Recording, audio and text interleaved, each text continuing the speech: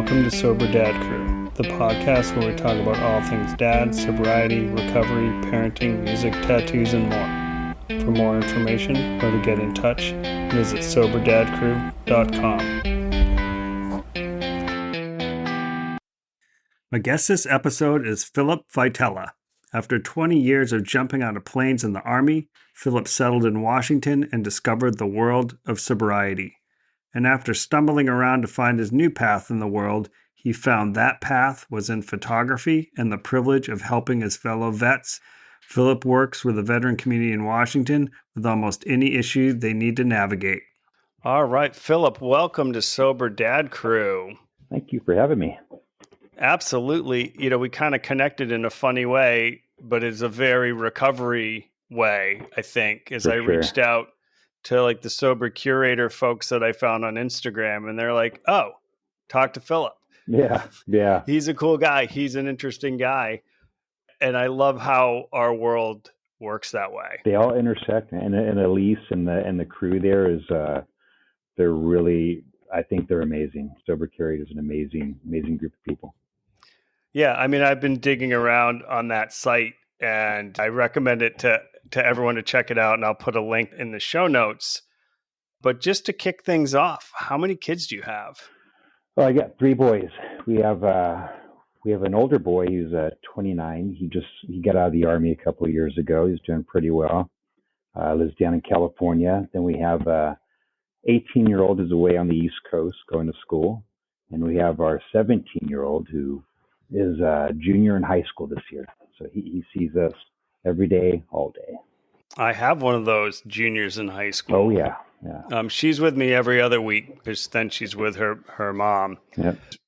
Every other week with me and my wife. And then I have 2 stepkids, 7 and 11, and a 20-year-old son who's kind of figuring out what he wants to do, as one does in this world where college is expensive and maybe not the right choice, and rent is expensive. Everything's just expensive. Everything's expensive. Yeah. And then trying to navigate sobriety with them, kind of leading from the front, showing them what we think right looks like, but it's everybody's own path, right? Everybody's own journey. So you're just trying to show them the way, kind of lead them along. Yeah, that came up on a previous episode, and the guest only had a 5-year-old. So he was like, well, how am I going to do it? And I think it is what you said. It sort of is lead by example, because you can't, those of us who've had kids for a while realize you're not really going to like make them or probably convince them anything by telling them something. Nothing. Showing them in your actions is different. Right. But people got to like live and make their mistakes too. It's an interesting, as they enter adulthood, it's an interesting time of parenting. One thing I kind of tell my buddies that, I have a lot of friends. I'm just about to hit 2 years in sobriety, and I have a lot of friends ask me, how do you keep yourself on that path? I don't think it's too difficult for me personally, because I always tell them our sons are watching us. Just kind of think of it that way. Your kids are watching you, and they see what you do, how you respond, and they may not say it. You may be they may look at you, and no matter how cool we think we are, we're not that cool when they. We're fucking old, man. Yeah, we are old. Longer. Yeah. We are not cool. There's nothing anymore. cool about us. Oh, hell no. No, but no matter how many tattoos I have, I'm like not cool in the eyes of anyone under, I don't even know, 39 now. They see us, man. They see what we're doing, and alcohol doesn't seem to be a big thing to the kids up here in Washington, but they vape marijuana, and they do the other things, but not so much alcohol. And it's scary. Kate and I, she's also another one of the sober curators, talk about all the time, how do we navigate that with them? Try to explain to them that even weed isn't the same weed that we grew up with. It's like super weed. This is scary stuff. Well, and that's not even like mention fentanyl, right? Oh yeah. It is 100% a different world yeah, out there for young people. And I think pretty universally like young people are less interested in alcohol. I think that's really, really true. I'm in Ithaca, New York, and New York just legalized weed. And there's on the Hmm. political side of, legalization of drugs, I usually say, yeah, like making drugs illegal is not really helping anybody. It's Right. creating more crime, not less crime. People aren't getting help they need in recovery. And there's a lot of other things that lead people to use and abuse. But I was walking with a coworker the other day, and it's like, God, it just like Ithaca, New York, just smells like weed now. Yeah. People are Yeah. driving. They like smoking Smoking. while they drive. I'm like, you wouldn't be drinking while you drove. So it Right. is it's an interesting time to be like a person in recovery. And I'm almost 14 years. Hmm. And you look around, and where my office is, like, it's rough. It's really near one of the Yeah. homeless encampments. And there's like a needle on the sidewalk the other day. Like, you're seeing shit, and All over. it's hard and it's dark. And like you said, back when we were kids, people were like, oh, it's just weed. Like, Not like now there that. could be Yeah. fentanyl in that. Easily. It's dangerous. So it is an interesting time to sort of show our kids by our actions. Right. And even the marijuana they're buying, the potency is just huge. My wife works in the behavioral health field, and they're getting adolescent young men coming in who are heavy smokers, who are smoking this high potency weed vape pens. They're going into manic breakdowns, because their brains are Yeah. developing. It's scary. So that's what we're navigating right now with our 17-year-old. We're Yeah. trying to hopefully, put sobriety in his mind. Yeah. And like I said, I think it is, you're showcasing what you do, and you're showcasing all the better things that come from that choice. I Mm-hmm. mean, my life has For sure. only gotten infinitely better since I 100%. stopped drinking. 100%, man. And I can't even imagine what 14 years is like. I'm just hitting 2 years. Elise and Kate were cracking up because I hit that part in sobriety where your brain starts firing off, and all these ideas pop in your head. And I got this idea book where I'm writing down articles I want to write and just different recipes I want to try and whatever. If it's a new idea, I want to do it. And they're just looking at me going, yep, you're about to hit 2 years. That's what that looks Yeah, like. you're in turbo mode, Yeah. but it also feels good, right? Not to Physically, be mentally. like Yeah. physically fit. Like, it's better for you. I'm 53. Like, Yeah. I feel like I'm there right there with you. sobriety is like pretty good to keeping you age.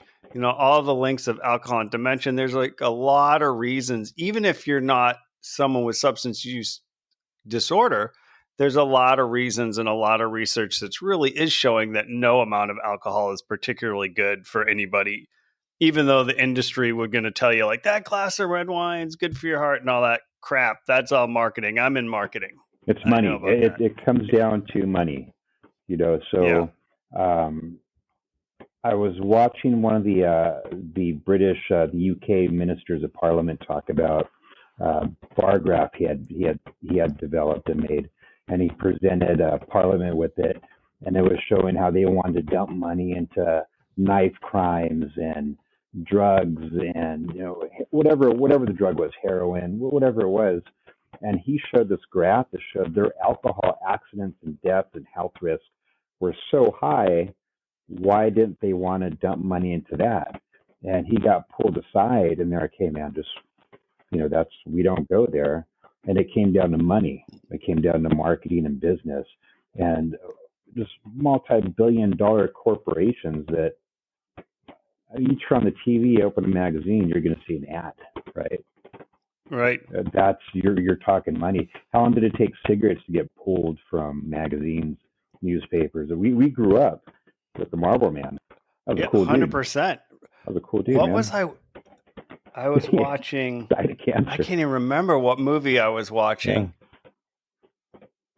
or show, but yeah, it was like, oh shit, everybody's smoking in this. yeah. And it's And weird because that's they really don't do it anymore. shifted. Yeah. And one of the big reasons was there's a program called Reality Check. Mm-hmm. and it was young. It was run by young people, and they were the ones that kind of came in force and pressured TV networks and the film companies to stop showcasing smoking. Right. Right. And, it'll be interesting to see where alcohol goes, because you do hear people talking about how in 10 years or 20 years, alcohol will be like cigarettes was. Like, people are going to be like, you drank? They used to Like, that's drink. Yeah. crazy. Well, Right? look Like, at you're in marketing, so look at the NA beverage industry coming up, right? So you look at like Japan or Europe, NA beverages are really booming over there, starting to creep over here.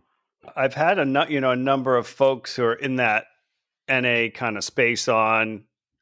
Chris Marsearle, who started Sands Bar in Austin, and these folks who do all the bitter, and it's been interesting. And we do like the mixers like Seedlip, but you don't even really need a lot of mixers. You can just make an interesting drink that tastes good. But a lot of people have said the wine is terrible. It's Wine's just, so bad. It's so bad. you know, Well, it's, yeah, they just can't get it right, man. Just drink Martinelli's. Just open a bottle of yeah, Martinelli's.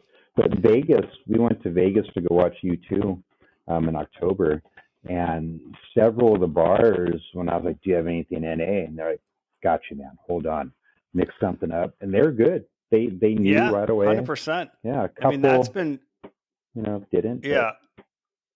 it's coming. I think it really And is around the we're corner. gonna go back and talk about that U2 show Oh at some man, point, because let's just do it now. Was it incredible? It Well, looked it like was it was incredible. it was just the show itself. I've seen U2 a bunch of times, and they were good. I wasn't too enthused about going to see Octung Baby again because we saw the Joshua Tree one. And that was cool. Right. I'm a big U2 fan, but they did Octung Baby good. They did it well. It was like a brand new show. But that Sphere was the most incredible thing I'd ever seen, man. The sound, the light, you can't even describe it. I took some video of it, and it's so clear. It looks real. It just looks real. So I told Kate, I don't care who's playing, I'm taking you. I'd go see the U2 show again in February if I could, but we're going. Whoever's playing. Yeah, it just looks incredible, and that was a band back in the 80s, Yeah, that for really sure. kind of like was my gateway to the Clash and punk Mhm. rock and stuff that's Yeah. just always stuck with me Yeah. over the years. And it was funny. I just recently was listening back. Like, I don't listen to them a lot now, but I put Mhm. Actune Baby back on. I was like, oh my God, It was this is cool. like, and Joshua Tree's Yeah. just good. It Yeah. just is straight up really good. And they did that interesting little documentary with David Letterman. I don't know if you've seen that. I did see it where they go back to Yeah. Ireland. They go in the theater right there. Oh man, Yeah, and they're doing that like micro show. That would also be pretty incredible. we could do a whole interview on YouTube. Honestly, Good. I mean, I've seen those baby. guys a bunch of times, and I got a great poster that we got from Berlin that I refuse to let Kate bring off the wall. I don't care. It's been there before her, and it'll be there after. It has a place of honor. It has autograph tickets. To the risk of the marriage. Oh yeah, the poster it's staying. stays. It's staying. Just great. If you could get there before February, I think that's your last show. It will be worth every penny, every penny. And they fit 16,000 people in something that doesn't look like it's capable of holding 5,000. But Interesting. You're stacked up on top of each other in such a way, it's a ball. So you're in that ball. There's people from all over the world. Ireland that flew out there to stay the whole week. So we were there opening week. We saw it. And Cool. sober. So it was my first trip sober with old friends that hadn't seen me in a long time. And so they were a bit hesitant. They're like, can we drink around you? I'm like, yeah, man, go ahead. You could drink. They're like, well, we don't want to get you drinking. I'm like, dude, you're not going to get me drinking. I'll get me drinking. Just leave that up to me. Right. If I'm going to do it. So we had a great time. And when we were all going back to the airport, they looked at me and they're, hey, man, you're the same idiot we knew we were kids. So you're. I'm like, yeah, it wasn't about the beer, man. It was just about me. Yeah. Well, and I think what the beer and all that other stuff actually masks who you are, right? Yeah, like in the end, who you are gets lost underneath all that other crap. which is all tied to the mental health and all that. For sure, man. I wrote an article for the Sober Courier today about Dave Gahan, Dave Gahan and Depeche Mode, and I was talking about the new tour they did and the new album they did, and there is a song in there called I think it's called my my favorite stranger or whatever, something stranger, but it talks about the mask you wear when you're drinking. You know, this basically this pod person that you think you are, you know, just laying a whole land of destruction. It's actually not you. It's just somebody totally different. The person that I was when I drank, God, I can't even recognize that person. You know, and Yeah. it was just years of building up. And that's what I say when I, finally got on antidepressant at one point, and I was like, fuck, I Yeah, remember that guy. yeah. I like remember that kind of like weird, quirky guy. Hmm. He's back. I kind of miss that dude. For sure, And for so sure. it is when you like actually clear the crap away, you find like who you are. So Kate and I, we met. Our 8-year anniversary is Monday. We met towards the end of my Army career, and we were both a shit show when we met. There was no reason for us to succeed, really, in marriage. I mean, the betting money would have been like, you guys should run. But we knew we were in the right spot, right? We saved each other's life. And I would tell her later on, as she's going to be 6 years right in front of me. I'm 2 years, so you can do the math on that. But I Right. would tell her later, this isn't me. I love the outdoors. I love getting my surfboard out. I used to scuba dive. I was a paratrooper in the freaking Army, for God's sake. I loved being outside. And she couldn't even imagine that because the person she knew wrecked his motorcycle all the time and just drank and smoked and was just slowly getting out of shape. And, it would actually make her kind of giggle, and when I got sober, I'm back. I gotta, you're right. And there's that old person. I'm like, hey, here I am.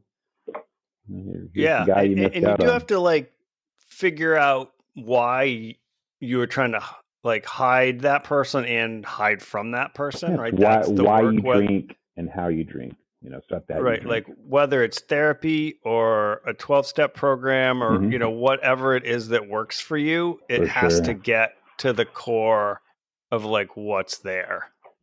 So we had a serious incident recently. Uh, we had a guy from my old battalion. I found out today. They're out drinking. So like me, when I get out, a lot of these guys from my old units I was with, you drink, you get out, you don't really have a direction anymore. So we spent 20 years in a conflict where we were deployed over and over and over with a purpose, right? You have a purpose. Here's what you do. Um, you know where you're going. You know what you're doing. You know what you're training. You know where your day to day is. Now all of a sudden you're out of the military. You have no purpose. Nobody really cares who you are, nor should they. They don't know you. I mean, why would they? So you don't. Yep. You have to. Once you figure that out, you're okay, but you don't. So you start drinking, you start boozing, you're doing drugs, whatever. Well, this poor guy had a drunk episode, manic breakdown, started clearing his house, and the wife calls uh, one of his friends over. He shoots his friend, shoots him in the shoulder, keeps clearing the house.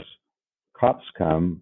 They had a shootout. They had to shoot him, and that was all alcohol related, mental health related, just all the things. Not getting help, not asking for help, not being able to get the resources to get help.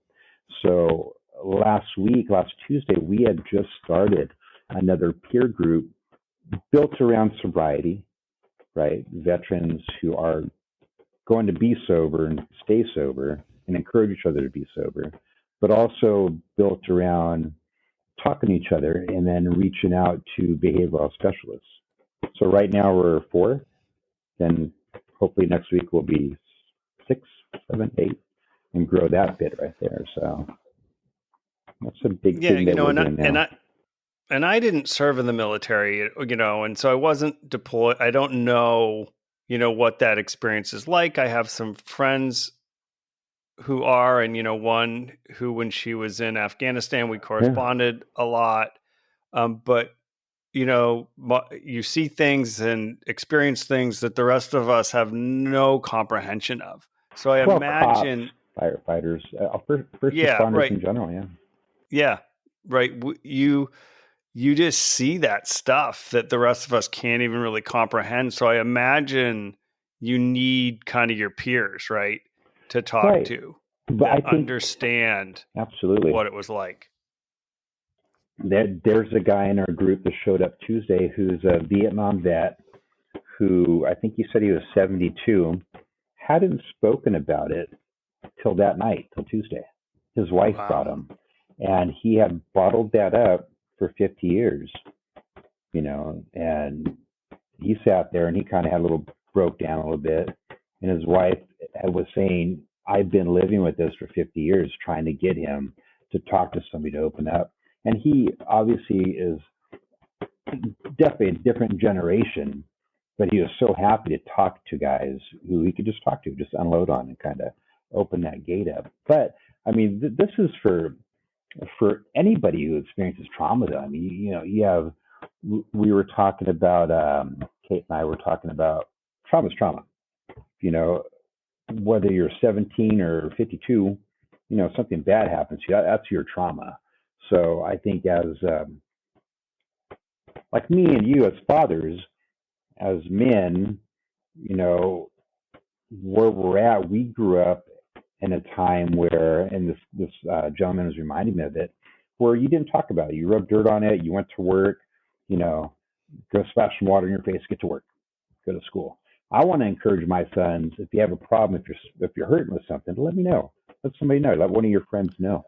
You know, don't Yeah, hold that in. Don't bottle 100%. that up. You know, and it's a sign of courage. I think it's a sign of courage to do that. It makes you strong. It doesn't make you weak. Yeah, and while things certainly are not perfect in this country right now, I do feel like there is movement towards that, you know, openness and men being able to be more emotional beings and not have to sort of shut that stuff away. I mean, I remember my grandfather, who was in the Navy, he was a doctor in the Navy in World War II, and his brother was in Burma. And anyone who knows their World War II history knows that Burma was hell. And, you know, the stories go that he never spoke of that to anyone except my grandfather. He They never did not talked talk about it. about it. They don't talk Right. about it. They go to the VFW and pound some drinks back, and you know, get in their truck and drive home and go to work. I live with it. I just yeah, it's.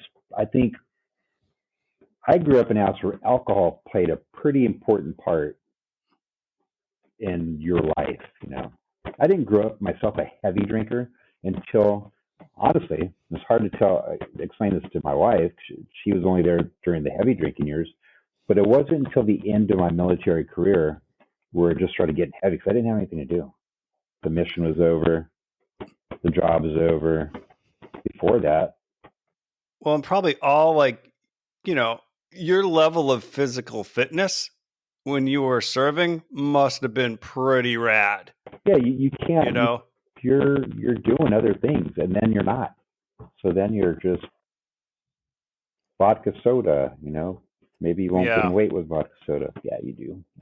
It doesn't work out. Yeah, you gain weight with all of it. Oh, Did yeah.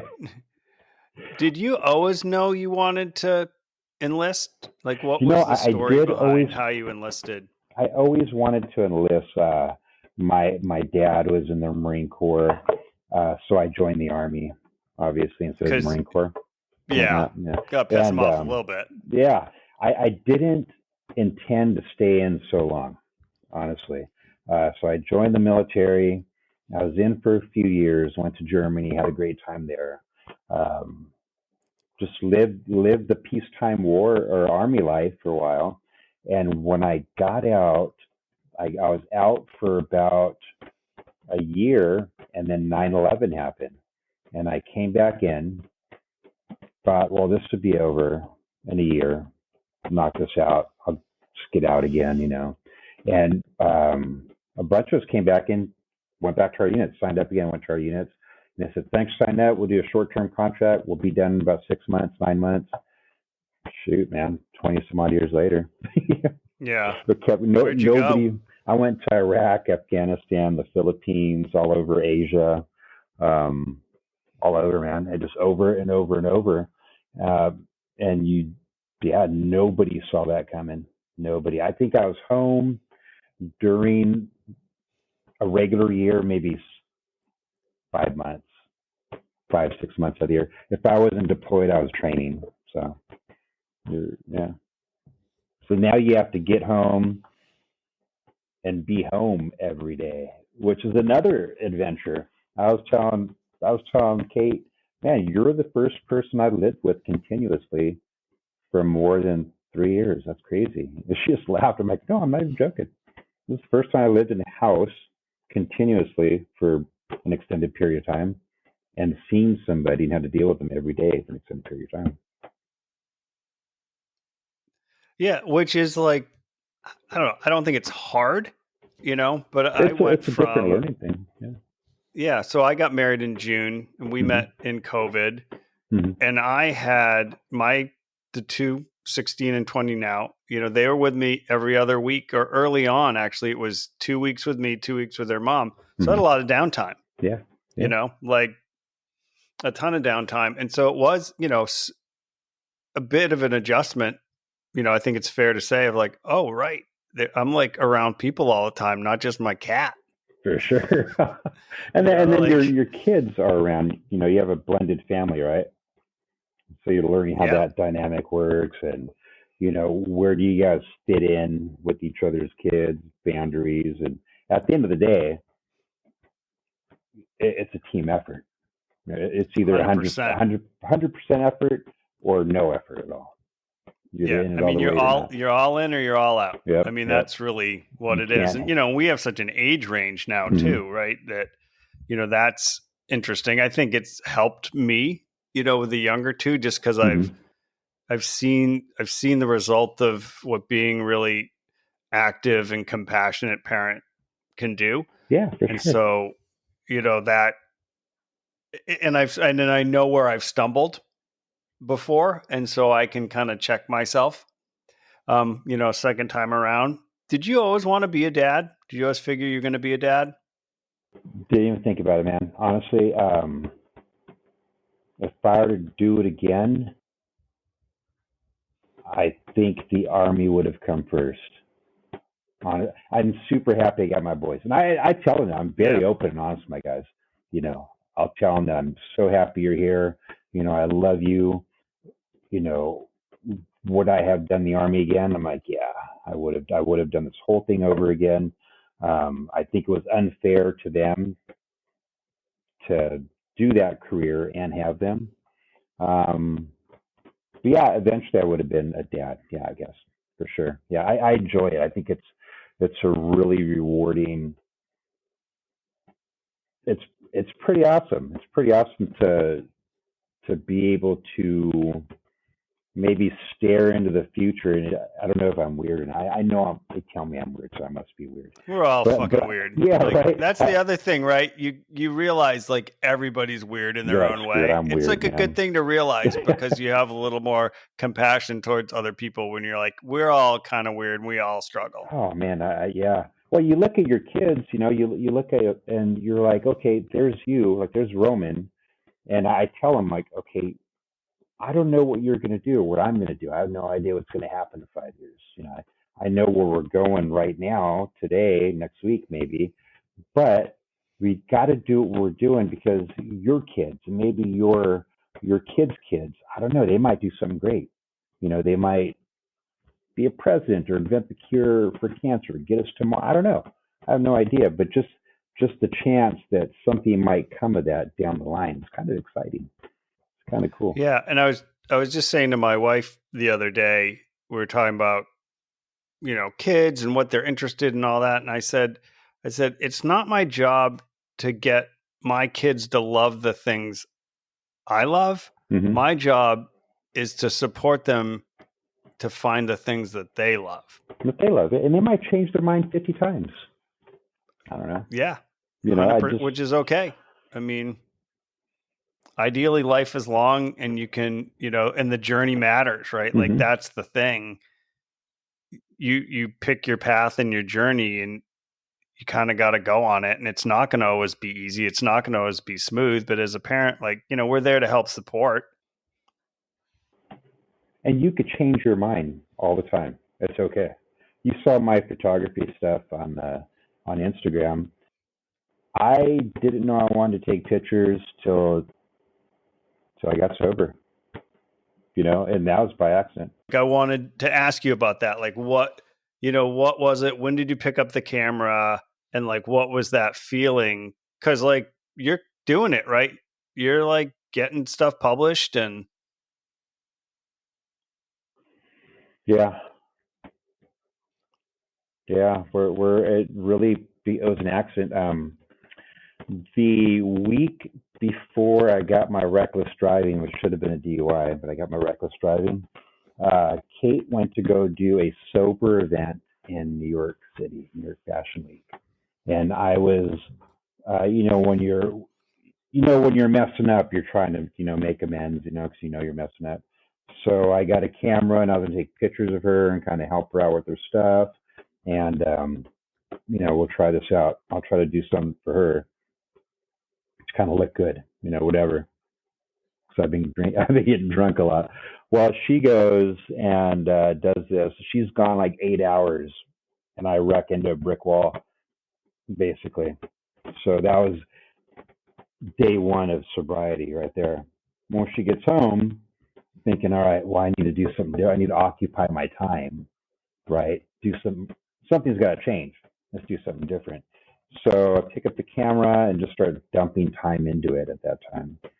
How does this thing work? What does it look like? How does, and she supported it. She got me into my first show to take pictures. I started backwards. Most people take pictures of people, then they move on to fashion shows. I somehow got into a fashion show and took horrible pictures. They just got better, progressively better as I did it. Yeah, so I enjoy it. I like it a lot. What I'm trying to do is to get into more band photography, more shows, more venues like that. So I've sent out messages to Matis Yahoo and some other bands that are coming up. There's a band called Talk that's coming up here pretty soon. They're really good. Just see what they got. Just shooting local bands. The Depeche Mode pictures you saw, those are off my iPhone. So there I can't think of top of my head who she is right now, but there's a lady I met at the U2 show. She came out to smoke a cigarette, and it turned out that she worked at the show. She had her badge on and stuff, and we started talking. And I follow her on Instagram now. She follows me, but she had talked about a photographer she knew who just kind of faked the funk, right? She used her phone, took pictures at concerts, and said, "Hey, I'm a band photographer. You are, who you say you are." And so she started getting gigs off of that. So I went to the Depeche Mode concert, had pretty decent seats. They weren't horrible, and took pictures with my iPhone. They had a 48 megapixel lens on it. I mean, that's better than my camera, you know? So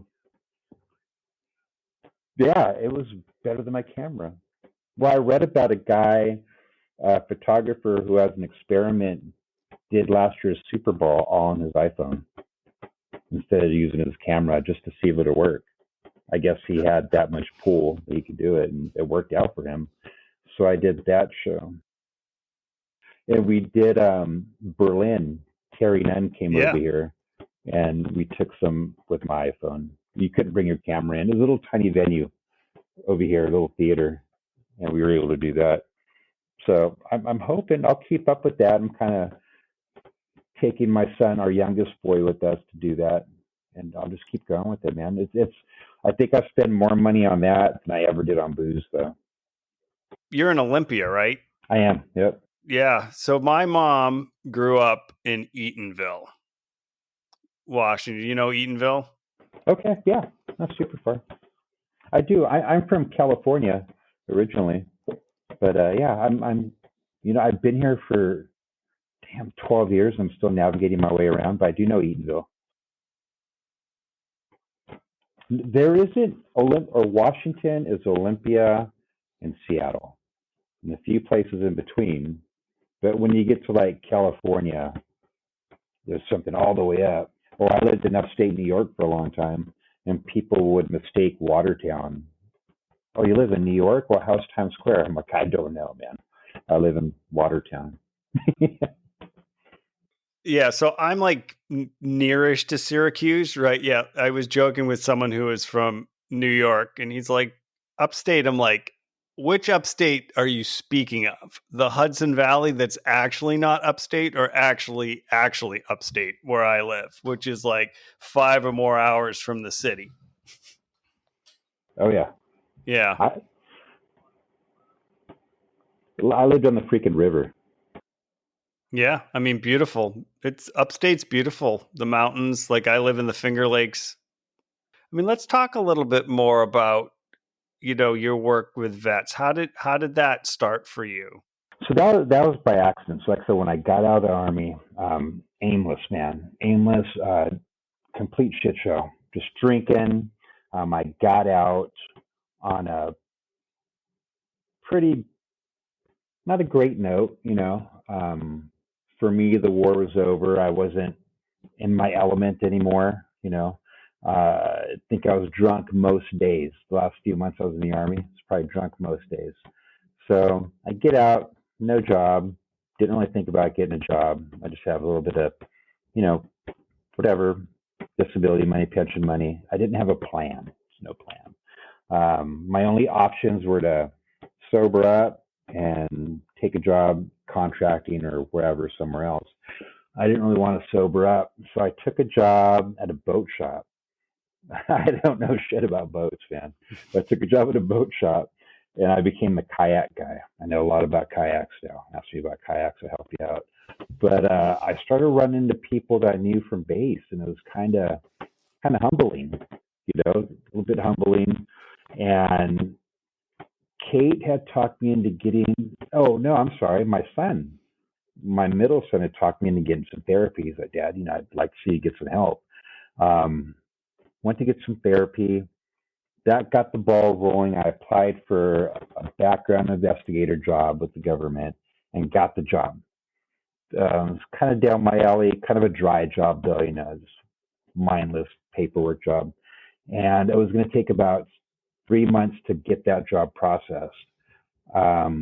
There's another guy out here in Olympia, a guy named Moose. He's an old retired Marine. We were at the gym. He said, "What does good look like to you, man? What are you doing with yourself? What does your dream job look like?" My wife, I enjoyed working with soldiers. I miss that. I miss being around that. He's like, okay, so what if there's a job that you still help soldiers out? You took care of them. You're still kind of their mentor. You helped them out. I'm like, well, that'd be great, Moose, but where's that going to happen? I'm getting out of my therapy appointment. I get a phone call. It's from my current boss now. It's like, hey, I got your number from Moose. We have a temporary opening. It's the same company that you applied for.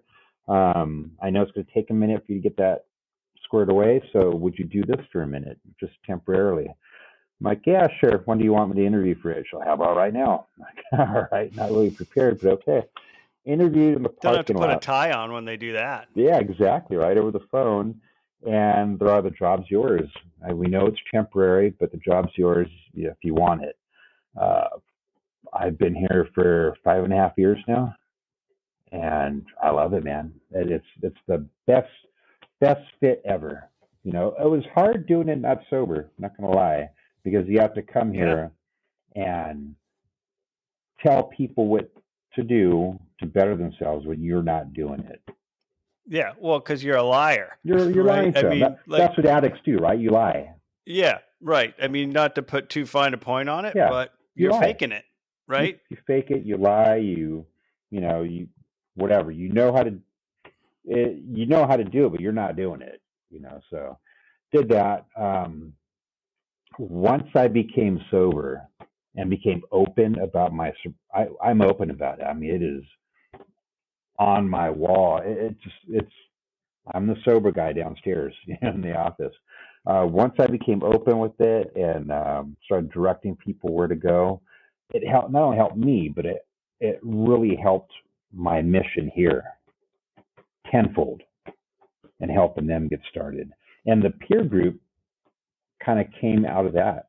That's on my own time. That's my own thing, Yeah. nothing to do with my job, but that was born out of what I do here and seeing that we lack that resource here in Olympia. So it's cool. This just where does the vet need to go?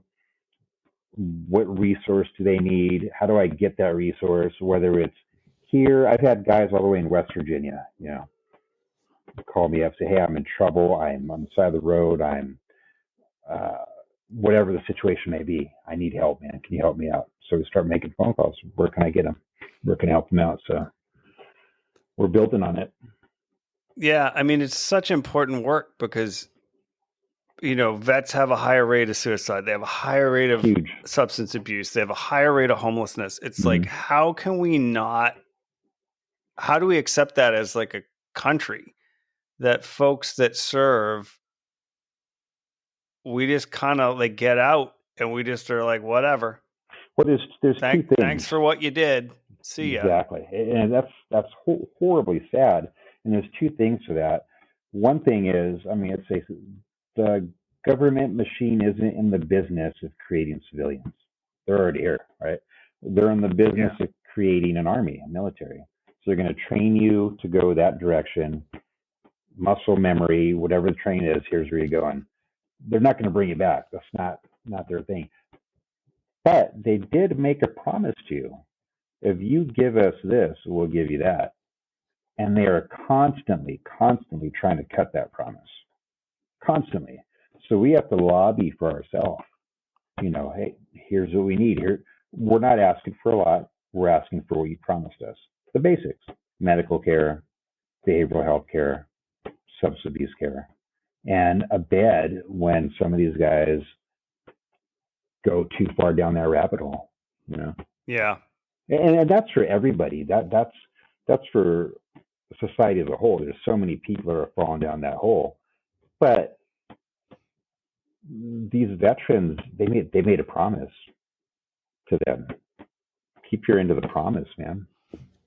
Yeah, absolutely. I mean, I wish we would just do that for everybody too. For everybody, yeah. Right. Like sure. I just, my wife's a therapist and, all the insurance stuff. It's just, it's such a horrible. bad system and it just doesn't serve anyone. It actually, it serves a few people who make a lot of money off of it. Mm-hmm. But like most of us are not well served by our health insurance, which is like wildly expensive and gets crappier and crappier every year and high deductible stuff. So people don't go and they don't go, or they just can't afford the basic insurance. So what about this though? So my wife and I were talking because she works in behavioral health, and remember when Reagan pulled the federal funding for like hospitals and this and that. And I was like, well, what if they open those back up? Nikki Haley had talked about opening those back up. Well, that's a great idea. And she said, oh, good idea, Ferry. I'm like, what do you mean? It's a great idea. I thought you'd be fully on board with that. Well, who's going to staff it? She is one of her things is being in charge of staffing the facilities here in Washington. Yeah. So we can't staff what we got right now. We don't have enough nurses. We don't have enough Which is staff. true. I'm on the board of the alcohol and drug council at Tompkins County, and we opened a detox, and we're short RNs. Yeah. Like my 16-year-old, she's actually going to be an RN. I'm like, girl, you're going to be fucking employed. So employed. Anywhere, like, making money. Getting these $25,000 sign-on bonuses. But yeah, like we do need to have more facilities. Like the detox we're opening, it's 40 beds for 8 counties. Detox, dude. It's like nothing. 40 beds, nothing. I got a soldier now who I tried to get into a detox facility that was federally funded, right? So, cool. We got him in. The kid, DUIs. 23. He's a kid. Or 4. So clearly he has a problem. They're failing Yeah. him by not taking care of that problem, right? So let's take care of that problem. I find the place to do it, federally funded. They're going to take him. They got the beds, they got the staff. He's here on that line of making money. Falls just on the wrong side. But oh, he makes too much money. I'm all, no, he does it. I guarantee you, he does not make. They're all by our schematic. He makes too much money. We're sorry, we can't take him. So now he's on the wrong side. Can't get help. Makes too much money, but a too long little. time ago, I had a boss, and we had a woman had come in. She had been an intern, and then she worked there, and she got cancer. Mm-hmm. And I'm trying to remember exactly how it went, but she didn't have the insurance with us, but she made too much. Mm-hmm. So he just theoretically fired her, Yeah, and paid her in cash. Yeah, under the table. I was like, respect. For sure. So she could get, and she's alive now because she got the healthcare she needed. But I was like, that's a broken system. There's all these like rabbit holes, man. There's two sides of all these coins and rabbit holes. I mean, I talked to a Canadian guy where they have free healthcare. He's like, but you're going to have to wait 6 months to get seen. You know, you talk to somebody from wherever, Germany or whatever, you know, they're like, yeah, we got free healthcare, we have crap doctors. You know, no one wants to be a doctor. He's always kind of a balancing act. You know, you come here and you can't afford it. We happen to, us with my military retirement, we have pretty decent insurance. You know, we're Yeah. It's a struggle to find someone who takes it sometimes. If we were to move away outside of a military area, but for the most part, it's not bad. Not bad. But that's a huge issue. Beds and people to staff them. Yeah, and it's hard, it's hard work, right? Like we're both married to people who work in the mental health realm. That's hard work. Like that you're hearing heavy stuff every day. It's not, it's not easy. I'm always like, I should not be complaining about my day and my workplace stresses because like she's saving lives. Yeah, this is what I do. Just is getting pretty proposals good, out the door. Oh man, dude, I will. I'd be happy to talk to you anytime, man. This is cool. Yeah, this was great. And there's one other person I circled back with, a couple years later, and that's fun too, to sort of see like where they're at. And yeah, I hope this program, this peer thing, like I said, Tuesday was the first day, and I was talking to my son. He goes to school in Pennsylvania, and he's like, "Who's there?" I'm like, "Well, I'll wait till 6:30. No one's here yet. Just me. It's me and my Gatorade." And a car pulled up. 2 people got out. And they walked up, and then one other car pulled up, and it was 4 of us just sitting here. And next week, hopefully there'll be a couple more, and I'd like to see it grow to a point where we need a bigger room. I got a couple of guys from San Diego who want to Zoom into our meeting. So it's cool, man. I'm excited. It's 4 people who got help this week who didn't get help last week. That's it. That is it. And I think it's super, super important. And what happened to the guy who was shot just goes to the point that sobriety, when you're walking through this, is so important. It goes hand in hand with your mental health. But also, I don't know. I don't want to put the same stuff I put in my car down my throat. I know. When you start to think about it, like it would not be legal, right? If someone invented it today, it would not be legal. Just no way. For human consumption, right? No way. It's no way. Or would they compare it to, they drank, Jesus he made wine. Well, it's not the same wine, dude. That alcohol content was so small, and they didn't have water. Or like the beer the Egyptians drank. It wasn't the same beer. Yeah. It wasn't apples and oranges. we ignore most history as a Yeah. culture, but I guess we're not going to, we're going to find a way to justify our alcohol usage through history. But most other history, we totally ignore the facts of history, but not that one. No, yeah, that's, and I don't push people. People ask me about it. I tell them, you do you. You'll get sober when you want to get sober. What advice can you give me? Well, your kids are watching you. But at the same Yeah, time, and do it it and for it you. has to be about you. Yeah. Like even with your kids watching, you have got to want to do it for you. But I think the other thing is, and I always say to people, there's light at the end of the tunnel. It might seem far and it might seem dim, Mm-hmm. but it's there, and there's help is out there. I mean, the amazing thing about like AA or whatever, Yeah. back to the conversation about things that doesn't cost anything, It's free. It's right? free, and you can It say is what you want free. about AA.